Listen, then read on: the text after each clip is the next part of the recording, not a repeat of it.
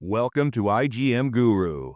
igmGuru is one of the global leading online training and certification provider for IT expert by the skilled IT gurus to help them achieve their professional goals.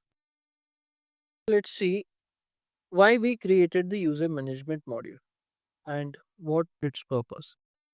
Here in the marketplace modules, we have this administration.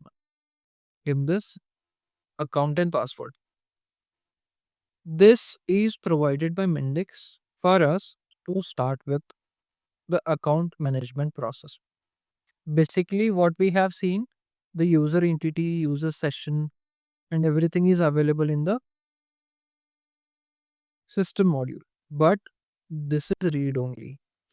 If we need anything related to account apart from these attributes, here we have administration and account entity.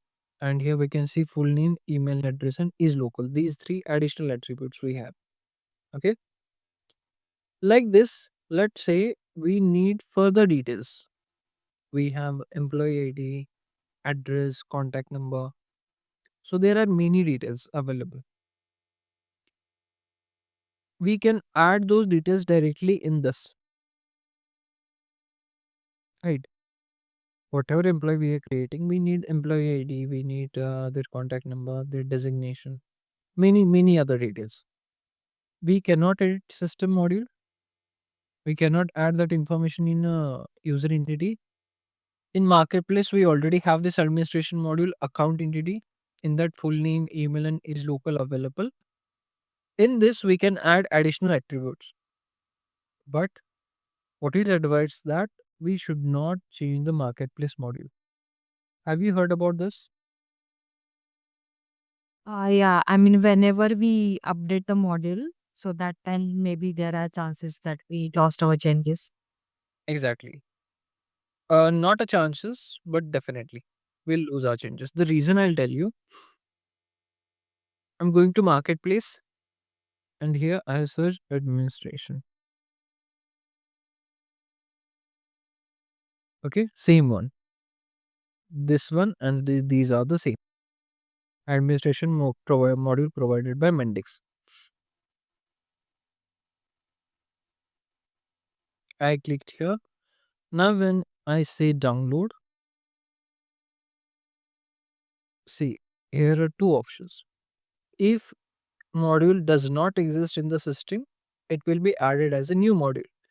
But if it is already existing, then what it says? Inside system. Yes. So what it means, whatever changes we have, or this model will be completely replaced by this one.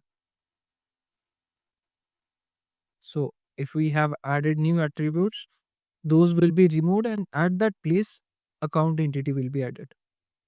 If we have associations created from account, those will be replaced and removed. This is the reason it is not advised to change the marketplace module. Whenever we upgrade, our changes will be replaced or removed. No, but still, I need additional information about the employee. Okay, so what I have done here, I have created a user management module. I will add one more entity.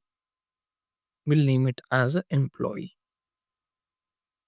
Okay, or I can say employee details. This is the entity I created. Now let's start with some theoretical topics quickly. The domain model is a model that describes the information or data used by the application in abstract way. It is a central to architecture. Each module has its own domain model which describes the data used in that module. All modules in the app can use data from all modules within the app. So what it means, whatever we are adding here, entities or anything, this represents the data structure. Okay, or a schema or a structure of real-time database. The basic, we can say that we can compare this with the Excel sheet. Always. You can remember or you can imagine the Excel sheet, column and rows. Okay, we'll see that with the Excel sheet also. So here we can see we have added one entity for the employee details. Let's move further. What it says, what else we have? Various parts, entities, attributes, generalization or inheritance, associations, event handlers, validation rules, and best practices. Out of that, the first topic is entity. An entity usually represents a class of real world objects such as student books, series, etc. An instance of entity is called an object. So, in traditional programming languages or legacy languages, we create class, then we create object of that class. Or in SQL, we have database tables that exactly entities represents that only. So entities are nothing but the class. And whatever objects or the records we are going to create, we call it as objects of that entity. So let's compare it with the Excel.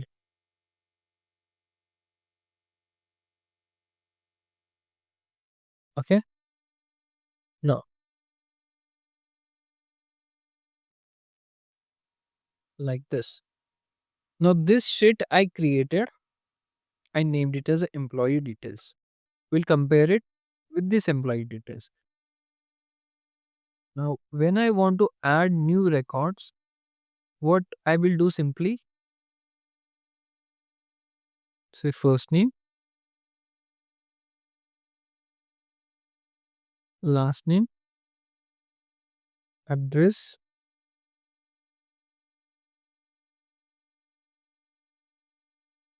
employee ID.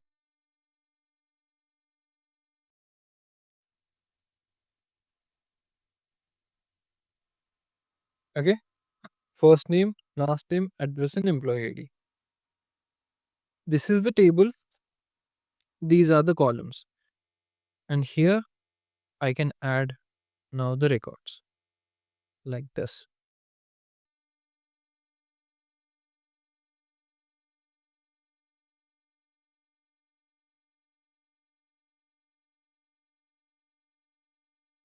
Like this. So what I'm doing, I have created one table, employee ID. In that I have multiple columns. Okay. And I am adding these records. And this whole thing, we can refer this as an entity.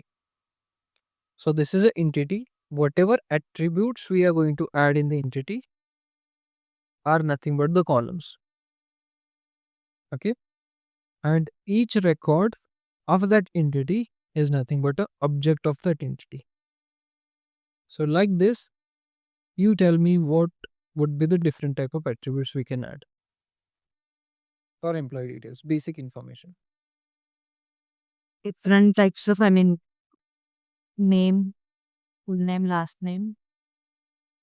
Then we can add the mobile number as well, address, last name, Then mobile number, address, mobile number, date of birth. and perfect date of birth.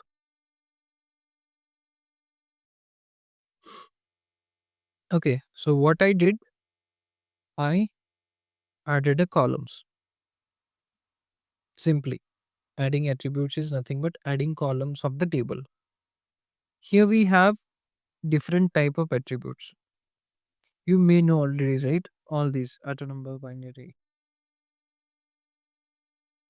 I think only hashed string. I know theoretically, but not used. Hashed string. Yeah. Hashing hashing is a basic process of in simple language we can say it's encrypting the data.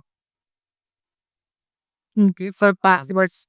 yes. So if we are using a password, those password will not be stored as it is in the database. Okay. Let's say employee name is Vaibhav and password is Vaibhav@123. Now, in the records, it will not be stored as Vaibhav@123. The reason, then everyone can see those passwords. Mm. Right? If it is in the form of string, then that password can be seen by everyone. Let's say administrator logged in and we have a password field there. They can read that password simply. Now, people have their personal password or some critical information, anything it could be. Also, due to the security reasons, the passwords are hashed or we can say encrypted. Auto number,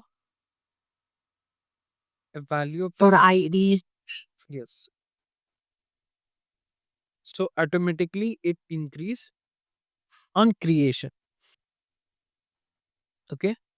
Now the thing with auto number is even if you do not commit, the number will keep growing. Okay. We'll see this part. Employee ID one. Then we have what else we have? Binary is used to store the file information, file data, or 0 1 binary formats, encrypted formats. Boolean means yes, no, date and time whenever we want to store the dates. Decimal, if you want to store the fractional numbers. Enumeration is a list of predefined values. Okay. Hash string is used to store passwords in hashed format. Integers are full numbers. Up to 10 digits we can store. Long, 18 digits. Then the string. In string we have limited and unlimited. Further, are you are we good till now? Yes, yes. In integers, we only have the limits of 10. No? Yes. So if you see here, 1, 2, 3, 4, 5, and these. So Brain is lagging. Okay, now. can save only 10 numbers. Hmm. And if a number is bigger than that, then we have to take long to store the 18 length of 18 till 18 digits. Okay. Now, are we good with this entity and attribute? Yes, yes. Now, here is one more thing, calculated and stored. Are you aware of this? What calculated means, what stored? Calculated, I mean, when I was going to the domain modeling, Hmm. so when actually the values are continuously changing or calculating, that time we can use the calculated variable. But with that, with allow, if we select the calculated, we have to call the microflow as well. And stored means we can set some default value. I'm sure. Okay, right. So calculated means we have to select the microflow. In stored, we can set the default value. This is not the major difference. Default value would always be empty or zero. As name goes stored, it means it will be stored in the database. Okay. Okay. Calculated means it will not be stored in the database, but it will all The memory. yes, memory and calculated in the real time. Oh, Okay. So example I'll tell you. Let's say you are working on a application of one particular hospital and what they want the times in hours or in seconds. Okay. So what they want is let's say they are treating a particular patient and from the last treatment how many hours are completed they want to view. Okay. Okay, so let's say today morning at 9 they treated the patient, and now when they open their patient's profile, it should be visible that okay, last treatment was done before 8 hours, 9 hours, 10 hours, and it's continuously changing. So we cannot store a fixed number of hours in such scenario. Every time in real time, this hour or number is changing. So in such cases, we can use attribute type as a calculator. Okay. So if you got this question about this, you can mention stored attributes are actually stored in the database. Calculated attributes are calculated in real time. A scenario or example to use calculated attribute is this one. So for a hospitality or hospital application, not hospitality, when we are treating a patient and we need a real time difference between us or the last treatment, we can use this calculated attribute. Okay. One more thing, we have to avoid using, if possible, we have to avoid using calculated attributes. The reason, whenever anyone is opening that object or trying to view that object on a page, it will trigger the microflow. Okay. And now let's say a particular object is being viewed by 200 people every day. So it will trigger that microflow 200 times, will impact the performance. Okay. Yeah. So this is one thing regarding the calculated attributes. Now we have these employee details available with us. Okay. Next, persistible and non-persistible. We have seen attributes, we have seen one entity. Now there are two types. Here we can see persistible yes and no. When entity is persistible, objects of this entity can be stored in the database if it is a persistible. If we are saying yes, then only the created records, these records will be stored in a database. Okay. If we are saying X as a non-persistible entity, color will change to orange and it will not be stored in the database. It will be in a runtime memory, and when user logs out or close the tab browser, these records will be automatically removed from the memory or it won't be accessible anymore. Now, another differences. When we have entity type as a non-persistible, there are few types of attributes which cannot be used, like auto number. Okay. The reason auto number is every time we are creating object, it is increasing by one, right? So it need previous number or the previous records number so that it can add plus one. But in case of non-persistible entity, that previous number and record is not available because it is getting removed automatically. That's why we cannot use auto number. Then let's see if we can have other few types of attributes.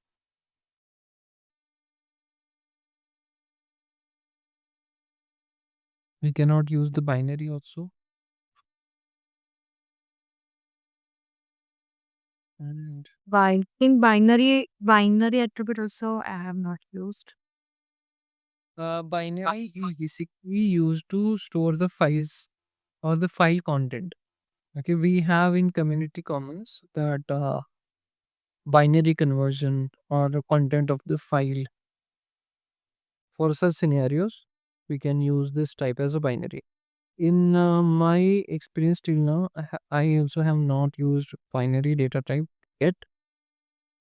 So that's one can we can ignore, or I'll collect more information for you and will share with you. And fine. So the major difference is we have seen that persistible is stored in the database, non-persistible is not stored in the database.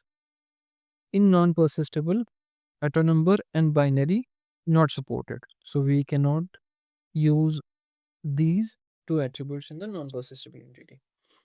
Thanks for watching the video.